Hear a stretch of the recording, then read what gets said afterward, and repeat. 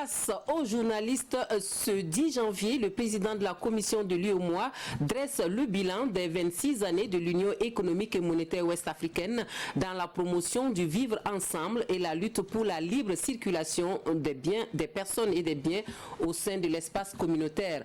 Un espace durement frappé par le terrorisme. 3 pays sur 8 sont dans l'œil du cyclone, mais pas question de faiblir. Les dirigeants de l'organisation s'engagent à l'érection d'une UEMOA dynamique, prospère et tournée vers l'union des peuples. Position réaffirmée lors de ce point de presse annuel à Ouagadougou en présence de Moussa Ouedraogo et Caroline Ouari. Face au parterre d'hommes et femmes de médias, la présidence de la commission de l'UEMOA se veut rassurante. Le défi sécuritaire auquel fait face l'espace communautaire ne pourrait en aucun cas remettre en cause l'engagement des politiques à assurer la libre circulation des personnes et des biens. Bien au contraire, la commission se dit plus que jamais décidée à œuvrer pour maintenir la mobilité entre populations de l'espace, exactement comme elle se l'était imposée il y a de cela 26 ans. Sur cette question, nous devons reconnaître à la vérité que, effectivement, nous avons eu beaucoup d'inquiétudes par rapport à une certaine régression liée au contexte d'insécurité. Parce qu'il nous est rapporté qu'aujourd'hui, il est difficile de circuler sur nos corridors. En feuilletant les pages des réalisations de l'UEMOA, la Commission note une progression dans la mise en œuvre des textes communautaires par les États membres.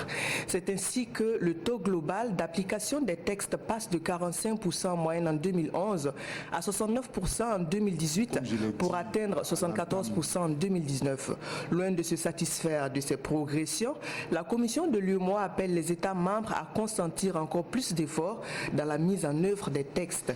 Au chapitre des questions d'actualité, le changement de monnaie qui devrait intervenir dans l'espace UEMOA au cours du mois de juin de cette année est un sujet qui intéresse la Commission. Le président de la commission de l'UEMOA, que je suis, est en phase avec ce qui a été dit par le président Ouattara sur la position de l'UEMOA. Parce que, effectivement, l'UEMOA était attendu vraiment sur cette question par les autres pays de la CEDEAO.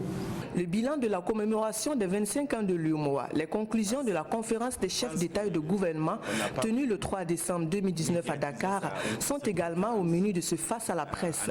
2 activités pour lesquelles la Commission dit sa satisfaction au regard de l'engouement des populations pour la première et de la décision de soutenir les États touchés de plein fouet par le terrorisme pour la seconde. Communication sur cette...